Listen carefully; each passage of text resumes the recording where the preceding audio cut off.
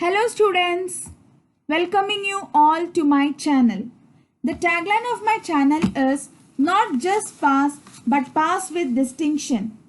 As usual, I always say that to pass with distinction, students, you require 3 Ds: discipline, determination and dedication to achieve your 4th D, that is dream.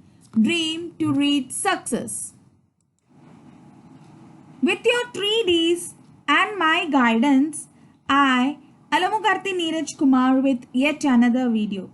If you have not subscribed my channel, please subscribe and ensure that you click on the bell icon to get the updates of my new video. In this video, I am going to explain 2.1 animals from the 10th standard textbook written by the poet Walt Whitman.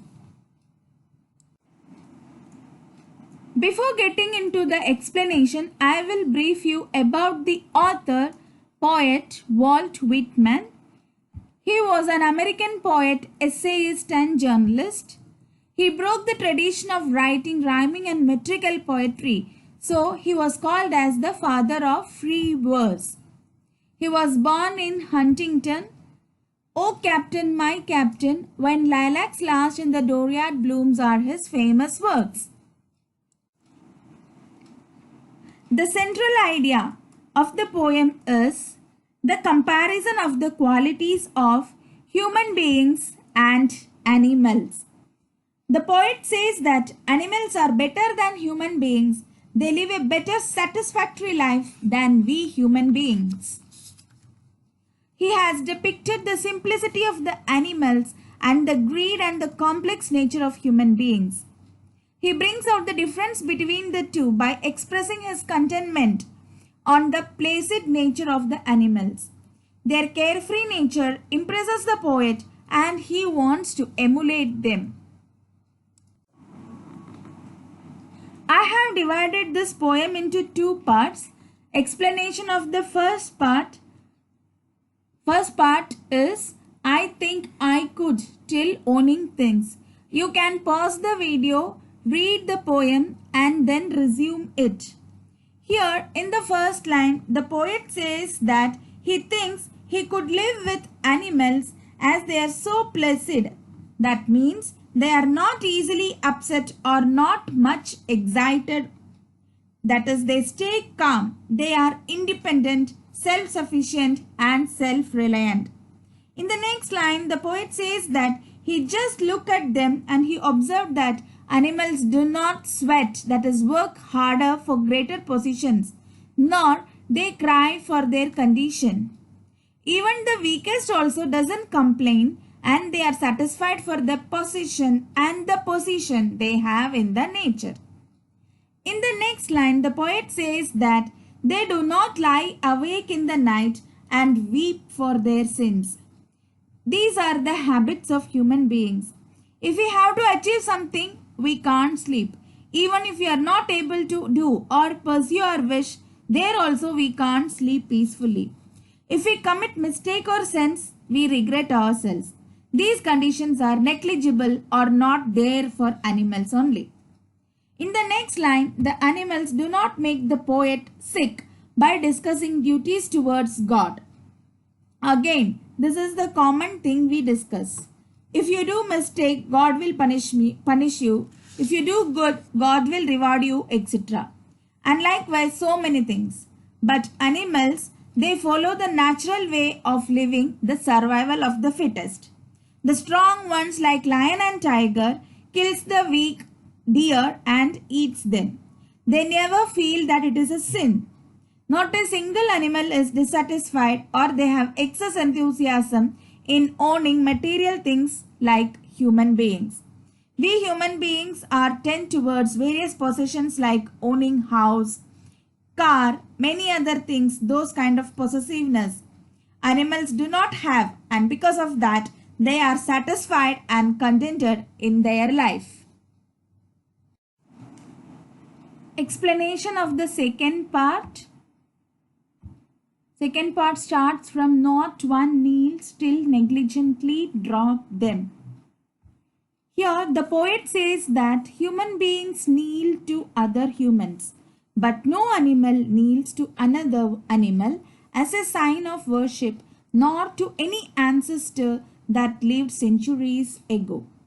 In the next line, the poet says that no animal has ideals about or is unhappy with the matters related to the whole earth.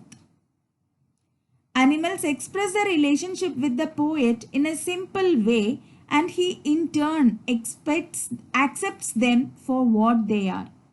In the next line, the poet says that animals offer him visible signs of qualities such as innocence, like a small child, and simplicity, and reveal to him by their behavior and how these qualities quite clearly belong to them. The poet wonders from where these animals got these kind of tokens. He also wonders if mankind, that is me, he is terming as me over there, that is representing mankind, while passing through the various stages of evolution, once possessed these qualities ages ago and then across the years carelessly gave them up. So he ends the poem with a question where these qualities were already there with us and have we dropped them unknowingly or what? Hope you understood the poem.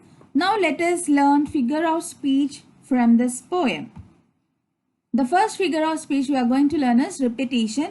As you know, repetition means repetition of the words. Okay, these are the two examples of repetition from this poem. I stand and look at them long and long. Not one is dissatisfied, not one is demented with the mania of owning things. These two are the example of repetition. The next figure of speech, very simple one, alliteration. The consonant sounds is repeated. Not one is dissatisfied, not one is demented with mania of owning things. N sound is repeated, D sound is repeated.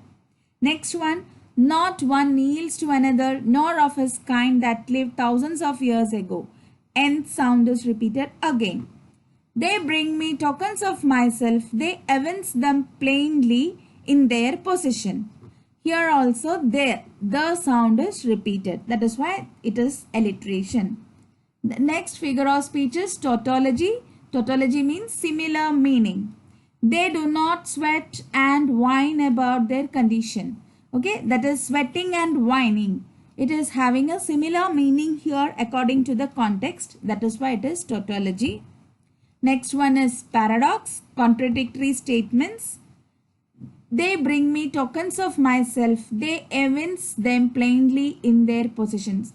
Here again, the token and the possession. Okay, it is contradictory. That is why it is called as paradox. Next one is hyperbole. Hyperbole is exaggeration. Okay, not one is respectable or unhappy over the whole earth.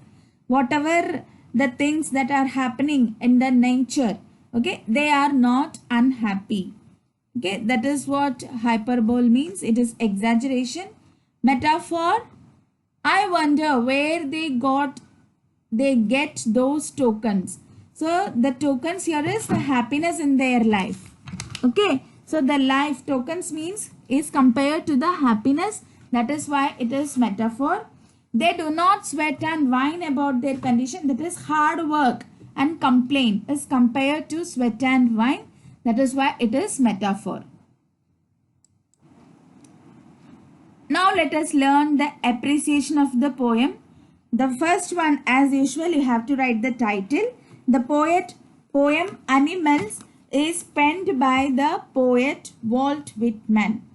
Okay, the poet has broken away the conventional use of rhyme scheme and has written the poem in a free verse. So this poem is also a free verse.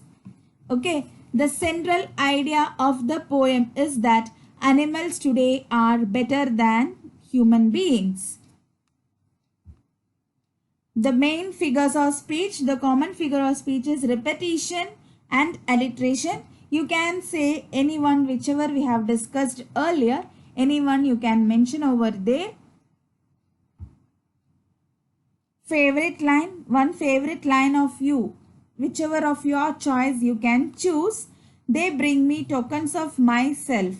This is the powerful line that shows us what good qualities human beings must have possessed when they were almost like animals in the early stages of evolution, and which they still possess while we do not. We human beings do not have. The special feature, tone, type, language and implied meaning. The special feature of the poem is it is a reflective poem. The language used is very simple, but the tone is subtle. By describing the qualities that animals possess today, the poet directly implies that we human beings too should possess those qualities. The poet has used adjectives such as placid and self-contained to bring out the good qualities possessed by animals. Whether you like or dislike the poem, I like this poem very much. Mostly every one of us write, I like the poem only. So I am also writing in that way, telling you in that way only.